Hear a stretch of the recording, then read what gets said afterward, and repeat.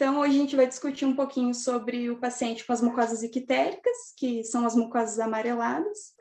Quem já teve a oportunidade de atuar na clínica sabe bem que quando o veterinário olha um paciente com a mucosa ictérica, o primeiro diagnóstico que vem na cabeça é a leptospirose, e de fato, a leptospirose é um grande diferencial a ser considerado, mas nós vamos ver aqui hoje que é apenas um dos muitos diagnósticos que existem para esses casos.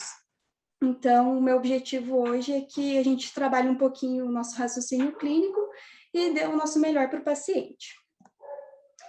Bom, então, antes da gente saber quais são as causas dessas mucosas amareladas, nós vamos conversar um pouquinho sobre a bile, o que é a bile. Vamos conhecer dois termos, que é a hiperbilirrubinemia e a icterícia.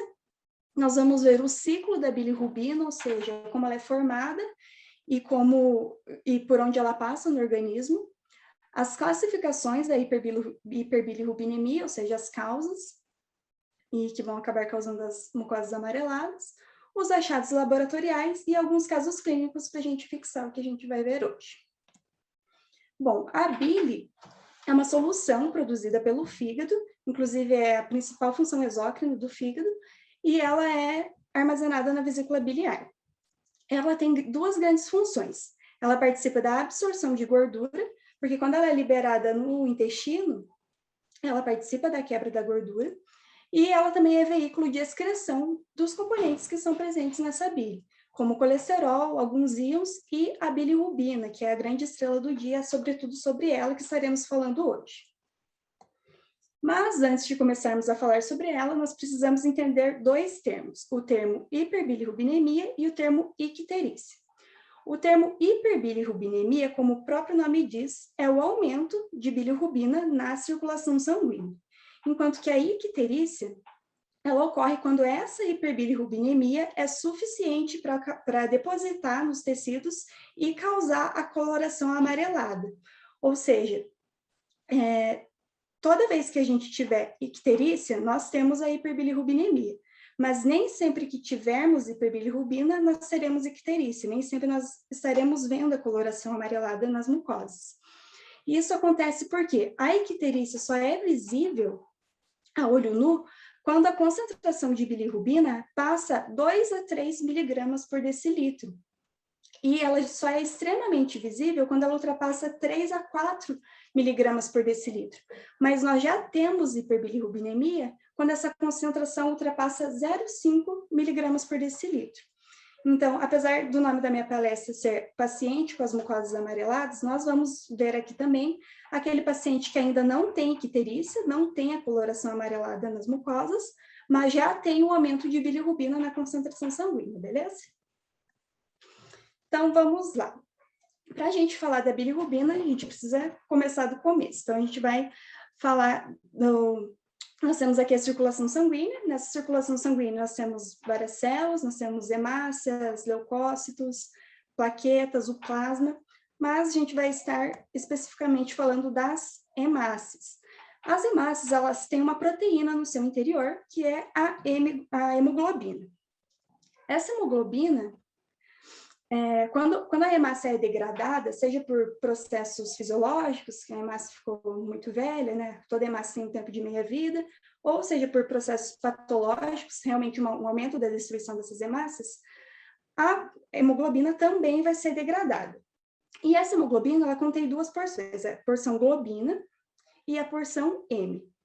A porção globina é uma porção proteica, quando ela é degradada, ela vai ser transformada em aminoácidos, que serão posteriormente utilizados pelo organismo. Já a porção M será degradada em monóxido de carbono, ferro e biliverdina. E é justamente a partir dessa biliverdina que a bilirrubina vai ser reduzida e transformada. Então, aqui, como que isso acontece? Nós temos aqui o M, aquela porção M da hemoglobina, e através da enzima hemioxigenase microsomal, o anel do M será aberto e será transformado na biliverdina. Essa biliverdina será reduzida com o uso da enzima biliverdina redutase, e assim que se formará a bilirrubina. Meio complexo, né? Mas basicamente o que a gente precisa saber é que nós temos a hemoglobina, a porção M da hemoglobina vai ser degradada em biliverdina e será reduzida em bilirrubina. Essa bilirrubina, ela vai se ligar a uma albumina para poder circular pelo plasma. Então, esse complexo bilirrubina-albumina será chamado também de bilirrubina indireta ou bilirrubina não conjugada. E essa bilirrubina poderá, então, circular até o fígado, onde ela precisa ser metabolizada.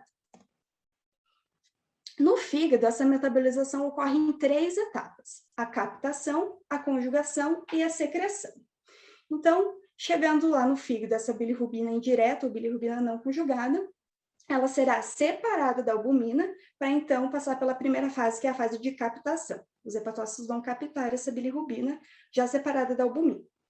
Na segunda fase, ocorre a conjugação, ou seja, essa bilirrubina, que ainda não está conjugada, e por isso chamada de bilirrubina não conjugada, vai ser conjugada, por exemplo, com o ácido glicurônico. E o resultado disso é a bilirrubina direta ou bilirrubina conjugada. Essa bilirrubina ela é mais hidrossolúvel, menos tóxica para o organismo, e por isso que ela precisa ser formada. E por último, a fase de secreção ou excreção, em que essa bilirrubina conjugada formada nos hepatócitos será excretada pelos canalículos biliares. Então, aqui nós temos o fígado, né, e a formação da bilirrubina, de não conjugada para conjugada, e a excreção delas pelo ducto biliar, até chegar no intestino, mais especificamente no duodeno. Lá no intestino, a microbiota intestinal vai reduzir essa bilirrubina conjugada em urobilinogênio. E esse urobilinogênio, ele vai voltar para a circulação e voltar novamente para o fígado, seguir novamente para o ducto biliar e chegar novamente ao intestino. Ele realmente faz esse ciclo de fígado e intestino, e por isso que esse ciclo é chamado de circulação enterhepática. Esse urobilinogênio, além dele fazer esse ciclo, ele também pode continuar na circulação e chegar lá no rim e ser excretado pela urina. Mas a principal parte dessa bilirrubina conjugada vai ser transformada em estercobilina. Essa estercobilina é a que dá a coloração às fezes. E aqui a gente já vê a importância de saber a fisiologia para entender da clínica médica. Porque se a estercobilina, ou seja, se a bilirrubina é a que dá coloração às fezes, isso quer dizer que se eu pego um paciente que está com a coloração das fezes acinzentada, pálidas, nós já temos que pensar que tem algum problema aí nessa excreção de bilirrubina.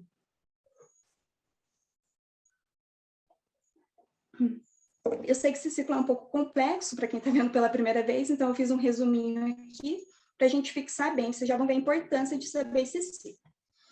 Então, nós temos aqui a hemácia, a hemoglobina e a porção M, que é transformada em biliverdina e reduzida em bilirrubina não conjugada. Essa bilirrubina não conjugada vai ser transportada ao fígado e vai ser metabolizada em bilirrubina conjugada, que será, então, excretada pelas vias biliares até chegar no intestino, onde ela pode seguir 3 caminhos. O caminho da estercobilina, a circulação enterhepática, ou ser excretada pela urina. Por que eu estou querendo fixar tanto esse ciclo da bilirrubina? Porque nós podemos ver que nós temos 3 pontos críticos aqui. A formação da bilirrubina, a metabolização, né, a conjugação, e a excreção. Isso quer dizer que se eu tenho um comprometimento em qualquer um desses pontos críticos, eu tenho a hiperbilirrubinemia, eu tenho um aumento da bilirrubina na circulação sanguínea.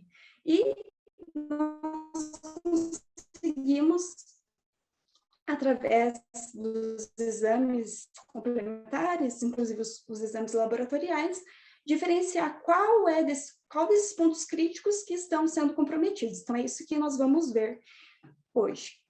Mas, antes de nós vermos as causas, bilirrubinemia, aquele conceito que eu passei antes. Então, a hiperbilirrubinemia ocorre quando a taxa de produção da bilirrubina não conjugada excede a taxa de captação pelos hepatócitos, ou a taxa de formação de bilirrubina conjugada nos hepatócitos excede a taxa de excreção na bile. Ou seja, é justamente o comprometimento daqueles 3 pontos críticos: a produção, a captação e a conjugação, né, a formação de bilirrubina conjugada, e a excreção. E nós temos 3 principais causas dessa hiperbilirrubinemia. Nós temos a causa pré-hepática, ou seja, quando isso acontece antes mesmo da bilirrubina chegar ao fígado, e está ligada à destruição, né, dos eritrócitos. As causas hepáticas, quando isso está ligado a um acometimento hepático, ou seja, o fígado não vai conseguir fazer o seu papel de captar a bilirrubina, de conjugá-la, e nós temos as causas pós-hepáticas, quando esse acometimento não está nas hemácias, não está no fígado, está já no sistema biliar. O problema desses termos é que a gente vai ver que quando o fígado está comprometido, muitas vezes ele acomete também o sistema biliar, e vice-versa também. Às vezes o sistema biliar está acometido e acaba acometendo o fígado. Então, esses termos, eles ficam meio sobrepostos. Eu não posso dizer que se eu tenho um problema na via biliar, que esse problema também não é hepático, e que o problema hepático não é primário. Então, hoje eu vou usar outros termos, e são os termos mais utilizados atualmente, que são o aumento da produção da bilirrubina, a redução da captação e conjugação, ou seja, realmente um problema hepático, os hepatócitos não estão conseguindo captar e conjugar essa bilirrubina, e uma redução da excreção, ou seja, eu tenho um problema no sistema biliar, seja nos canalículos biliares intrahepáticos, quanto nos extrahepáticos, beleza? Então, vamos lá, vamos começar falando do aumento da produção. O aumento da produção de bilirrubina, ele está ligado ao aumento da destruição eritrocitária, porque é justamente a partir da quebra do M que vai ocorrer uma maior produção de bilirrubina. E esse aumento de destruição eritrocitária acontece principalmente nas anemias hemolíticas, que são aquelas anemias que ocorrem a destruição eritrocitária. E isso ocorre por quê? Porque como está havendo uma destruição massiva dos eritrócitos, portanto, uma quebra massiva de M, isso está formando muita bilirrubina não conjugada, que vai ultrapassar a capacidade do sistema hepatobiliar de absorver ou excretar. Então, o fígado está recebendo tanta bilirrubina que ele não vai conseguir mais captar, não vai conseguir mais conjugar aquela bilirrubina, então acaba havendo um acúmulo de bilirrubina não conjugada, que é a primeira bilirrubina que é formada. A segunda causa de hiperbilirrubinemia é a redução da absorção ou conjugação, que é aquela que está ligada com problemas hepáticos. A primeira causa, o primeiro acometimento que pode acontecer, acontece na hiperbilirrubinemia do jejum, principalmente em grandes animais e principalmente em cavalos. E como que isso acontece? Quando o animal está em jejum, eu tenho, consequentemente, um aumento da mobilização de gordura, ou seja, maior concentração de ácidos graxos no sangue, na circulação sanguínea. E esses ácidos graxos, eles interferem com a captação da bilirrubina pelos hepatócitos. Então, o fígado não consegue fazer o papel de captar a bilirrubina e ela fica acumulada na circulação. E eu falei que ocorre principalmente em cavalos, porque os cavalos, eles usam a glicose, primariamente, para fazer aquela conjugação da bilirrubina. Então, além da captação estar diminuída, porque os hepatócitos não estão conseguindo captar por esse acúmulo de ácidos graxos, nos cavalos eu tenho também uma diminuição da conjugação dessa bilirrubina. Então, também vou ter um acúmulo de bilirrubina não conjugada. A segunda causa de redução da absorção e conjugação é diminuição da massa hepática funcional. Então, isso acontece porque eu não tenho hepatócitos funcionais, meus hepatócitos não estão trabalhando, então, eles não vão conseguir captar a bilirrubina e eles não vão conseguir conjugar a bilirrubina, portanto, também, teoricamente, eu tenho um acúmulo maior da bilirrubina não conjugada, porque se o fígado não está conseguindo fazer esse papel de conjugar, ele não vai conseguir excretar em quantidade suficiente a bilirrubina conjugada. Então, eu tenho um acúmulo de bilirrubina não conjugada. E a terceira causa, o terceiro ponto crítico que eu comentei, é a redução da excreção. Então, o problema no sistema biliar. Que é também chamado de colestase. A colestase nada mais é que uma redução do fluxo biliar, e essa colestase ela pode ser tanto obstrutiva quanto funcional, mas vamos focar aqui na colestase obstrutiva. A colestase obstrutiva ocorre quando nós temos, de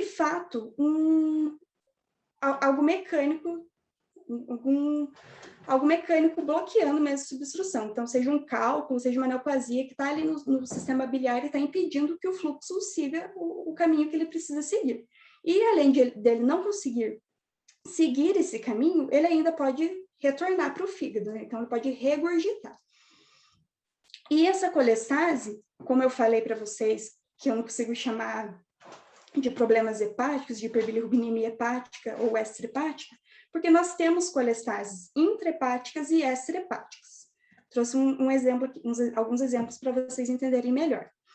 Um exemplo clássico da colestase intrahepática é a lipidose hepática, porque entre os hepatócitos nós temos aqui os canalículos biliares. Quando eu tenho uma lipidose hepática, eu tenho o inchaço desses hepatócitos que estão acumulados de gordura, né? Tem um acúmulo de gordura nos hepatócitos e eles acabam inchando. E quando eles incham, eles acabam pressionando os canalículos biliares. Isso vai causar uma obstrução, vai causar uma colestase.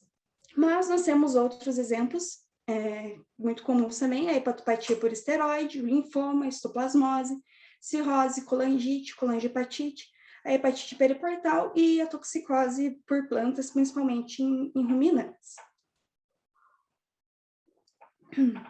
Já a colestase extrahepática, ela já vai ocorrer fora do fígado, no sistema biliar, né, nos ductos biliares que já estão fora do fígado. E dentre as causas estão a colangite, o carcinoma do ducto biliar, os parasitas, a colelitise, né, que são os cálculos, a colicistite e, inclusive, a pancreatite, o carcinoma pancreático. Porque nós precisamos lembrar que, apesar de ter aqueles 3 pontos críticos, o organismo do animal, os órgãos estão todos relacionados. E o pâncreas é um órgão que está intimamente relacionado ali com o fígado e o sistema biliar. Então, pancreatite e carcinoma pancreático são grandes diferenciais aí na redução da excreção. E, como eu comentei, tem a colestase funcional, que ela é quando o fluxo biliar está prejudicado, mas eu não tenho uma obstrução biliar, não tenho uma obstrução mecânica ali, não tenho uma pedra, não tenho uma neoplasia interrompendo esse fluxo. E isso acontece, já foi reportado em cães com infecção por Escherichia coli, estafilococos intermédios, causando pneumonia, peritonite, infecção do trato urinário, endocardite, infecções de tecidos moles. Provavelmente é uma causa subdiagnosticada, e ela ocorre porque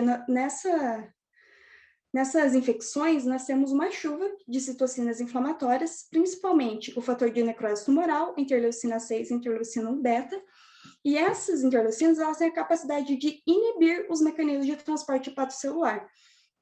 Então, realmente eu não tenho algo físico bloqueando, mas eu tenho inibição de transporte. Bom, e agora, como que eu vou diagnosticar? Nós sabemos que tem esses 3 pontos críticos, mas nós precisamos saber como que a gente vai descobrir qual é esse ponto que está comprometido. Dizem que a clínica é soberana, então, primeiramente, a gente vai diferenciar através do histórico, exame físico, e como que isso vai me ajudar?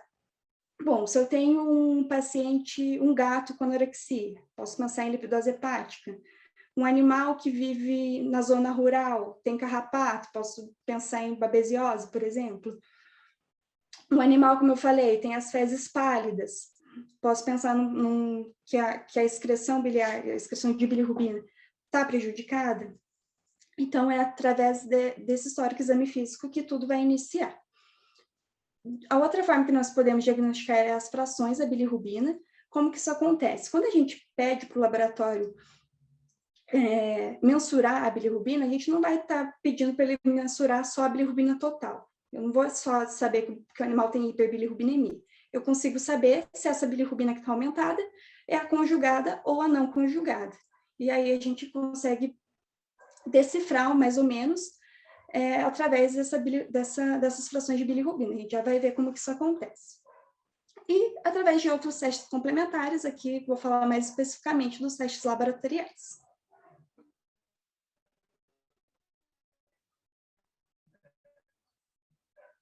Então, vamos lá para cada ponto crítico. Primeiro, vamos falar como vamos diagnosticar o aumento da produção de bilirrubina.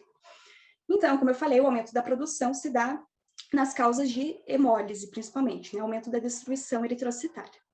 Como nós temos aumento da destruição eritrocitária e maior formação de bilirrubina não conjugada, teoricamente, essa é a fração de bilirrubina que vai estar aumentada no sangue, porque não está chegando, né, o fígado não está conseguindo conjugar, então o acúmulo de bilirrubina vai ser a bilirrubina não conjugada. Entretanto, como estamos falando de biologia, e nem tudo é tão redondinho assim como a gente gostaria que fosse, o acometimento hepatobiliar secundário primário pode complicar o quadro. Então, se eu tenho um acometimento em algum problema na excreção, a bilirrubina conjugada também poderá estar aumentada. Por isso que nós não podemos nos ater apenas às frações de bilirrubina. Mas, para nossa sorte, nós temos um exame muito simples e melhor até para a gente desconfiar que nós temos um aumento da produção de bilirrubina, que é o hemograma. E se eu desconfio que eu tenho aumento da produção, eu desconfio que eu tenho um aumento da degradação de hemácias, o meu animal provavelmente vai estar anêmico. E essa anemia, ela, como é uma anemia causada por hemólise normalmente, ela vai ser regenerativa. Ou seja, a medula óssea está conseguindo responder essa anemia, porque realmente as anemias hemolíticas normalmente são regenerativas. Outro ponto para eu diferenciar é o uso da proteína total, porque as anemias regenerativas, elas podem ser hemolíticas ou hemorrágicas. Nas anemias hemorrágicas, normalmente, se está extravasando sangue, está extravasando proteína, então eu posso ter uma diminuição da proteína total, ou ela vai estar normal. Mas nas anemias hemolíticas, a minha proteína vai estar ou normal ou vai ser aumentada, caso tenha um componente inflamatório. Então, principalmente, como é uma anemia hemolítica, nós vamos ver os sinais de hemólise. E quais são esses sinais? Os esferócitos e a aglutinação são os sinais clássicos de anemia hemolítica imunomediada. Então, os esferócitos são essas hemácias aqui mais escuras e menores, e a aglutinação são essas hemácias que estão bem juntinhas aqui, né? Normalmente as hemácias no hemograma, na esfregação sanguínea ficam separadas, e esses são sinais clássicos de anemia hemolítica imunomediada, que é uma anemia que causa destruição eritrocitária. Outro sinal de hemólise é a presença de corpúsculos de Heinz, que são a oxidação da hemoglobina, é outra causa de anemia hemolítica, por exemplo, quando o animal come cebola. Os hemoparasitas, então eu trouxe aqui como exemplo a babésia e o micoplasma, e a hemoglobinemia, que significa quando a hemoglobina está livre no plasma. Eu tenho aqui não sei se vocês têm contato com o laboratório, mas nós temos aqui um microhematócrito que já está centrifugado, então nós temos aqui o concentrado de hemácias, os leucócitos e plaquetas e o plasma, que em pequenos animais é transparente, incolor. Quando nós temos hemoglobinemia, ou seja, nós temos a presença de hemoglobina livre no sangue, nós vamos ver o capilar assim, o plasma totalmente hemolizado, e isso ocorre nas anemias hemolíticas intravasculares, e é um sinal também que está ocorrendo uma hemólise. E se eu tenho hemoglobinemia, eu posso ter hemoglobinúria, que é a presença dessa hemoglobina já na urina. Aqui eu trouxe, só para aproveitar a imagem, esse aqui é um plasma ictérico. Ele não é um sinal de hemólise, né? Como a gente está vendo aqui, que icterícia e o plasma ictérico e a hiperbilirrubinemia podem ter origem em várias causas, mas para aproveitar a imagem aqui, eu trouxe esse capilar e ele é muito importante porque nem sempre eu vou ver a icterícia, né, no animal, como eu falei, e quando eu trago quando o laboratório traz no hemograma essa observação que o plasma está ictérico, eu já posso, então, pensar que o meu paciente está com hiperbilirrubinemia, eu posso pensar em dosar as frações de bilirrubina e posso encaminhar meu diagnóstico para isso. Bom, a segunda causa da hiperbilirrubinemia, que é a redução da absorção e conjugação, ou seja, problema hepático. Na hiperbilirrubinemia do jejum, nós não temos alterações laboratoriais. Alguém quer falar alguma coisa? Foi só... nós não temos alterações laboratoriais, porque não tem nada causando isso. É simplesmente o jejum do animal que está causando a redução lá da captação, da conjugação. nós podemos ver anemia ou outras alterações laboratoriais decorrentes das causas de anorexia no animal, mas nenhuma alteração primária por causa do jejum, além, né, da presença de bilirrubina, do aumento da bilirrubina. A diminuição da massa hepática funcional, então, quando nós temos lá os hepatócitos insuficientes, como eu falei, aumento principalmente de bilirrubina não conjugada, porque se o hepatócito não está conseguindo fazer o seu papel, ele não está conseguindo captar, não está conseguindo conjugar, então a gente vai ter um acúmulo de bilirrubina não conjugada. Mas, como eu falei, quando nós temos causas hepáticas, nós normalmente temos também causas associadas ao sistema biliar. Então, pode ter esse aumento de bilirrubina conjugada associado. Nesses casos, o melhor exame que a gente vai ver para diagnosticar um problema hepático vão ser os aumentos das enzimas ALT e AST. Eu vou falar mais ou menos aqui sobre elas rapidamente, como que funciona o aumento delas na circulação sanguínea. Então, aqui nós temos o hepatócito, e esses Zs aqui são as enzimas, a ALT e AST, estão lá no citoplasma do hepatócito, e nós temos aqui uma lesão chegando, então pode ser uma hipóxia, pode ser medicamento, agentes oxidantes, qualquer lesão, está chegando ali no hepatócito. Esse hepatócito, ele pode seguir o caminho da necrose, ou seja, ele vai acabar liberando todas as enzimas, porque ele realmente foi destruído, e as enzimas que estavam dentro dele vão ser liberadas na corrente sanguínea, e essas enzimas, então, vão estar aumentadas no meu exame. Ou ele pode seguir a formação desses blebins de membrana, que são essas bolhas, que são formadas por um pedaço de membrana, um pouco de citosol e, consequentemente, um pouco de enzimas. Se esse hepatócito sofrer uma lesão reversível, ele vai continuar intacto, mas ele vai estar liberando essas bolhas cheias de enzimas. E se ele está liberando essas bolhas, eu vou ter aumento das enzimas na circulação sanguínea. Ou esse hepatócito pode levar a um dano irreversível.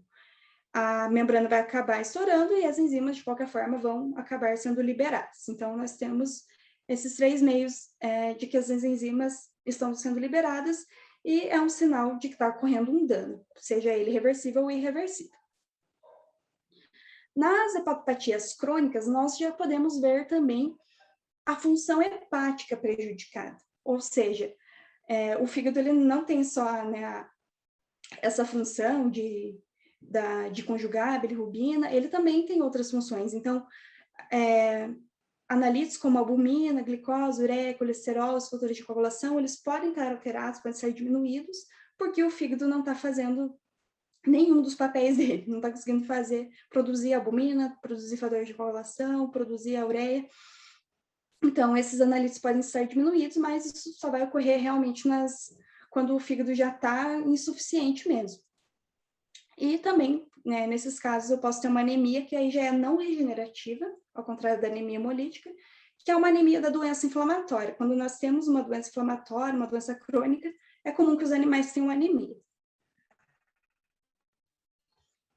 E, por fim, a redução da excreção, quando nós temos lá um problema no sistema biliar, aí ficou fácil também, com certeza o aumento vai ser de bilirrubina conjugada. Já foi produzida a bilirrubina, já foi captada, já foi conjugada, só falta excretar. Mas não está conseguindo excretar, a bilirrubina conjugada fica acumulada. Mas, como eu disse, normalmente o fígado também está alterado, ou primariamente ou secundariamente pela regurgitação da bile, ou por outro pancreatite, por exemplo, que está ali acometendo o sistema biliar, o fígado. Então, também podemos ter o aumento da bilirrubina não conjugada. Também podemos ver uma anemia não regenerativa por conta da anemia da inflamação, assim como nos problemas hepáticos. Também podemos ver aumento de ALT e AST por conta de um acometimento hepático, primário ou secundário. Mas a grande chave aqui é o aumento dessas 2 enzimas, a fosfatase alcalina e a GGT, que são enzimas que vamos indicar a colestase. Então, como que elas funcionam? Nós temos aqui, eu trouxe um exemplo da fosfatase alcalina, que também é chamada de ALP. Ela está sendo produzida aqui, ela está ligada aqui à membrana, e está sendo liberada na corrente sanguínea normalmente. Mas, quando nós temos um indutor, essa enzima acaba sendo produzida em maior quantidade, e se ela está sendo produzida em maior quantidade, ela está sendo liberada em maior quantidade no sangue. E quem são esses indutores? São as causas de colestase. Então, uma colelitise, uma neoplasia, que está ali pressionando e está induzindo a formação dessas enzimas. E, como eu disse, tem a colestase funcional também, que é quando acontece aquelas infecções. Então, nesses casos, nós podemos ver alterações no leucograma também. Ufa, até eu tô cansada de tanto falar. Imagina vocês que estão aí. Não sei se vocês estão entendendo direito, espero que sim. Mas eu trouxe um resumo para vocês, porque eu sei que realmente é muita coisa. Quando eu pensei em trazer esse tema para vocês, eu achei que seria uma ótima ideia, porque dificilmente a gente consegue ver todas essas causas juntas. Normalmente o livro traz lá as causas de anemia, daí no meio da anemia as causas hemolíticas. Fígado, daí lá no meio da função hepática tem as enzimas LTST, FA, GGT, então tudo meio misturado. Eu achei que seria uma ótima ideia trazer, mas eu percebi depois que é muito complexo. Mas eu trouxe esse resuminho aqui para ajudar, então pode tirar um print aí. Primeira causa de hiperbilirrubinemia, aumento da produção da bilirrubina, se ela está produzindo mais, isso está ligado a maior destruição eritrocitária, ou seja, eu tenho anemia hemolítica e eu tenho aumento da bilirrubina não conjugada, porque ela acabou de formar, nem conjugou ainda. Segundo, redução da absorção ou conjugação. No jejum, em grandes animais, ou na redução da massa hepática funcional, achados laboratoriais relacionados à lesão, então aumento de LT, ST, ou a função hepática, aí vários analitos, né? E também o aumento da bilirrubina não conjugada, porque o fígado não está fazendo seu papel de captar e conjugar. E a redução da excreção ligada à colestase obstrutiva funcional, principalmente vamos ver as enzimas de indução aumentadas, que é a fosfatase alcalina e a GGT, e o aumento da bilirrubina conjugada, que ela já está prontinha para ser excretada, mas ela não está conseguindo ser excretada. Alguém tem alguma dúvida até aqui? Se quiser, antes de a gente prosseguir para os casos clínicos, se não, eu vou prosseguir. Os casos clínicos que eu trouxe são desse livro aqui, Veterinary Clinical Pathology, a Case-Based Approach. É um livro bem legal, que tem só casos clínicos e casos laboratoriais, né? E ele traz a resolução dos casos, é bem legal, se alguém tiver interesse eu posso passar depois. Então vamos lá, vamos ver se a gente conseguiu fixar tudo isso que eu falei aqui hoje. Então, o primeiro caso é dessa fêmea castrada, SRD, de 14 anos, ela tem o histórico de emes e anorexia 2 dias, e no exame físico foi observado letargia, a esclera estava ictérica, e as fezes pálidas. Lembra que eu falei lá das fezes pálidas, acinzentadas? Vamos ver se é isso aí mesmo. Então, nos exames laboratoriais, um monte de alteração, mas vamos lá com calma. Então, a gente já sabia que ela estava com aumento de bilirrubina, porque ela já estava ictérica, e quando o animal está ictérico, ele já realmente tem um aumento de bilirrubina expressivo. E a gente viu que as 3 causas, ou aumento da produção, ou redução da absorção da conjugação, ou redução da excreção. Eu não tive acesso ao hemograma, mas o livro trouxe que não tinha alterações no hemograma, ou seja, o animal não estava anêmico. E se ele tem um aumento tão expressivo da bilirrubina, como está demonstrando aqui, não é uma anemia hemolítica que está causando essa bilirrubina. Então, por enquanto, nós vamos ficar com essas 2 causas, né? Ou hepática ou do sistema biliar. Associado aos outros achados, e ao exame físico, a gente já viu que ele tinha as fezes pálidas. Nós temos aumento aqui, a LT e GLDH. Eu não comentei da GLDH porque não é muito utilizada aqui no Brasil, mas também é uma enzima de lesão, que indica lesão hepática. Então, nós temos uma lesão hepática. Nós temos o aumento da LP, que é a fosfatase alcalina, então nós temos uma colestase, e nós temos aumento de colesterol e triglicerídeos. Como eu falei lá no começo da palestra, a bile não é só bilirrubina, ela também tem colesterol, tem fosfolipídios. Então, se eu tenho uma colestase, além de eu acumular bilirrubina, eu acumulo também principalmente colesterol.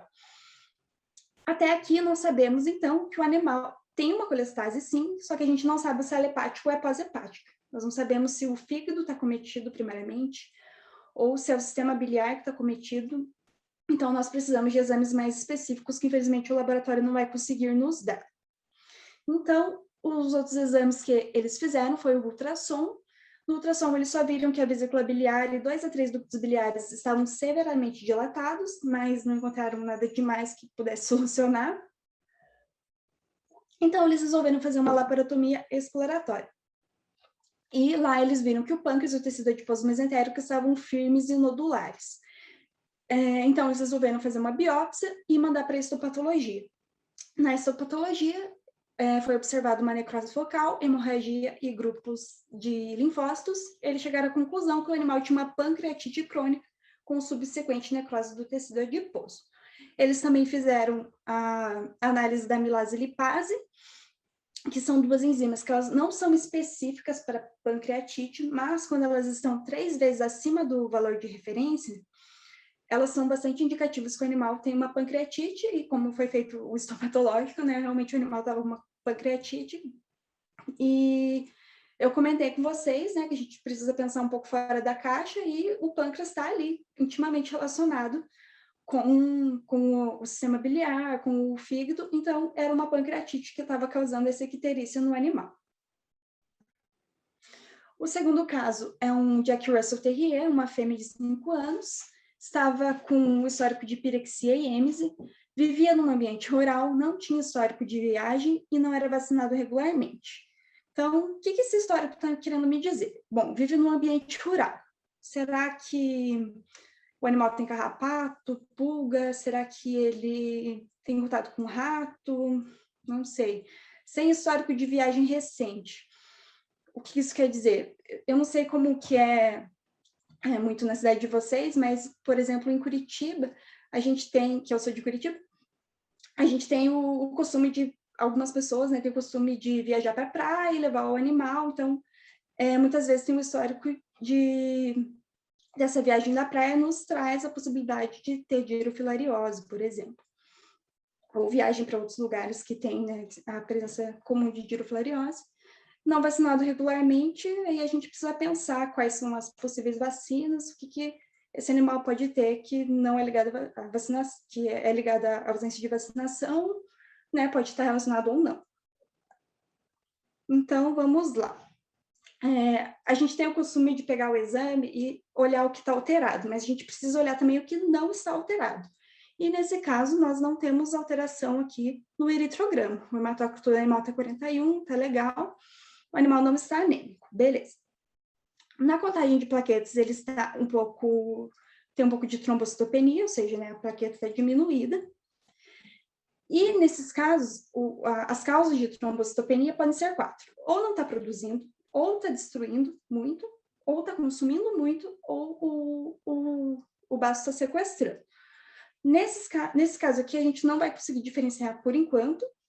A gente pode descartar, por enquanto, a diminuição da produção, porque quando eu tenho um defeito na produção, normalmente eu já consigo ver isso nas outras células. Então, principalmente nos leucócitos, tem uma vida útil menor. Como o leucócito aqui, inclusive, está aumentado, o hematócrito aqui está tudo normal, a gente vai descartar, por enquanto, a diminuição da produção, e não podemos descartar as outras 3 causas ainda. E no leucograma, a gente tem um aumento discreto aqui de leucócitos, não temos bastonetes, que normalmente indicaria que teria uma inflamação, mas nós temos a linfopenia e a eosinopenia, que nos indicam que é um leucograma de estresse clássico. Então, por enquanto, a gente não tem nenhuma dica do que esse animal pode ter. Vamos olhar lá, então, o bioquímico para ver se a gente encontra alguma coisa. Primeiramente, a característica do soro que o laboratório trouxe é que ele estava moderadamente quitérico imobilizado. Então, esse animal tem hiperbilirrubinemia. Vamos seguir, então, ver os outros exames. A ureia e a creatinina, não comentei aqui, mas elas são analitos que vão nos indicar se a taxa de filtração glomerular está ok ou está diminuída. E nesse caso, como ela está aumentada, ela tem significa que existe uma redução na taxa dessa filtração glomerular. Inclusive, o fosfato aumentado também está nos indicando isso. Como a redução da taxa de filtração glomerular pode ser pré-renal, por exemplo, a desidratação, pode ser um acometimento renal ou pode ser pós-renal, foi realizada a densidade urinária desse animal, e ele estava com essa densidade de U14, que é muito baixo, né, tá isostenúrico, ou seja, nós realmente temos um acometimento renal aqui. Então, vamos guardar essa informação. O sódio cloreto e o cloro, né, estavam diminuídos, mas isso pode ser por perda, tanto renal quanto vômitos, né, ele estava apresentando êmese. Então, por enquanto, também vai nos dar muitas dicas. E nós temos lá, novamente, o aumento da fosfatase alcalina, o aumento da GGT, então nós sabemos que o animal tem uma colestase. Aumento de ALT e AST, provavelmente o animal tem uma lesão hepática. O aumento de bilirrubina, que a gente já sabia que tinha, porque o plasma, né, o soro estava ictérico. E aumento de CK, que eu também não comentei, que é uma enzima que indica injúria muscular. Como eu tenho esse aumento de CK, eu não posso ter certeza que a ALT e a AST está me indicando lesão hepática, porque as enzimas também estão aumentadas na lesão muscular. Mas, por enquanto, nós também não podemos descartar que existe uma lesão hepática. Então, a gente vai considerar que nós temos uma colestase e não sabemos se ela é hepática ou ela é pós-hepática, e também temos injúria muscular. Então, se eu tenho um animal que está ictérico e principalmente tem lesão renal, aí sim quando a gente vai pensar em leptospirose. Ainda por cima, ele tem colestase, talvez um acometimento hepático, uma injúria muscular, isso vai nos direcionar para o caminho da leptospirose. E, de fato, nesse caso, o animal fez exames mais específicos e foi confirmado a presença de leptospirose. Então, eu trouxe aqui o significado de cada achado. A leptospira no rim, ela vai colonizar e vai se replicar nas células epiteliais tubulares renais, causando uma nefrite. Além disso, também ocorre a liberação de endotoxinas, que farão efeito sobre as bombas de sódio e potássio nos néfrons, causando a perda de eletrólitos. Então, rim acometido, beleza. O sistema hepatobiliar. A leptospira causa necrose centrolobular, dano subcelular e obstrução biliar. Então, provavelmente, o fígado desse animal realmente estava comprometido e a obstrução biliar pode ser secundária a essa necrose. No músculo, a leptospira pode causar miosite, e nos exames hematológicos, normalmente nós vemos ou leucopenia, principalmente na fase de leptospiremia, ou leucocitose, que está normalmente relacionada ao processo inflamatório. Nesse caso, nós não vimos, né? Nós vimos um leucograma de estresse, mas não significa nada, né? Não significa que a gente vai descartar a leptospirose por causa disso. A trombocitopenia, nos casos de leptospira, normalmente se dá por coagulação intravascular disseminada. E esse animal realmente estava com trombocitopenia por esse consumo exagerado das plaquetas. E, normalmente, também nós vemos uma anemia regenerativa, seja pela doença crônica, seja pela doença renal. Nesse caso, o animal ainda não apresentava, né? Mas esse é o quadro, normalmente, que nós encontramos na leptospirose. E, por fim, eu trouxe esse caso bem rapidinho de um Dashi castrado de 3 anos, estava com as mucosas pálidas, taquicardia e letargia. O que essas mucosas pálidas querem nos dizer? Normalmente, a gente gosta de associar a mucosa pálida à anemia, mas nem sempre nós podemos fazer isso. Inclusive, chegou um caso esses dias no hospital, em que as mucosas do animal estavam extremamente pálidas, o Ken falou que estava igual papel, e a gente foi fazer o hemograma dele, ele estava com hematócrito de 51, eu acho, se eu não me engano. Ou seja, o animal não estava nada anêmico. O que acontece é que as mucosas pálidas também podem ocorrer no choque hipovolêmico. E no choque, o sangue não está indo, né, para as mucosas e acaba causando essa mucosa pálida. Então, no momento, a gente não pode descartar que não seja choque, que o animal realmente esteja anêmico. A gente precisa realmente fazer os exames laboratoriais. E o livro também não trouxe os exames laboratoriais, mas ele trouxe uma imagem que fala mais que 1000 palavras, que é essa gota de sangue numa lâmina. Ninguém precisa ser especialista para saber que uma gota de sangue normal não é assim, a gente não consegue ver o plasma do animal, a gente só vê a gota vermelha, mas nesse caso a gente consegue ver até o plasma, e inclusive o plasma está ictérico, e nós conseguimos ver esses grumos de eritrócitos. esses grumos são bastante característicos de anemia hemolítica imunomediada. Então, eu trouxe esse caso aqui, apesar de não ter os exames laboratoriais, como um exemplo que, sim, o aumento da destruição eritrocitária causa hiperbilirrubinemia. Então, essas são as principais referências que eu utilizei para fazer essa palestra, né? O livro de casos clínicos, o Caneco, que é um livro de bioquímica bem interessante, explica todas essas alterações laboratoriais, como elas acontecem. O Stockham Scott, que é um livro um pouco mais avançado de patologia clínica, a Trau, que é um livro mais básico de hematologia e bioquímica, bem interessante. Se alguém precisar de algum livro desses, eu posso passar também. Esses aqui são meus contatos. Se alguém precisar de alguma coisa, quiser tirar uma dúvida depois, ou realmente quiser os livros, pode entrar em contato comigo pelo meu Instagram profissional ou pelo meu e-mail. E, como últimas palavras, eu queria deixar...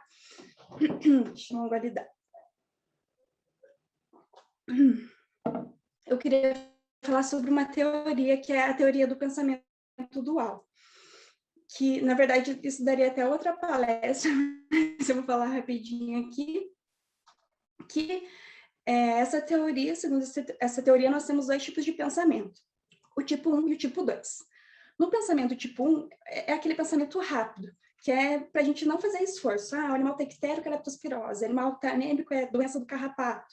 Então, é aquele pensamento rápido que a gente associa com padrões. Já no sistema tipo 2, é aquele pensamento que a gente pensa devagar. Então, a gente raciocina, um pensamento lógico, pensamento racional. E é exatamente isso que a gente fez hoje. A gente pegou a causa de icterícia, a causa de hiperbilirrubinemia e separou. O que essa bilirrubina aumentada está querendo nos dizer? Será que é isso? Será que é aquilo? Será que é outra coisa? A gente precisa exercitar isso quando a gente está praticando a medicina, para dar o melhor para o nosso paciente. Então, era isso que eu queria deixar para vocês.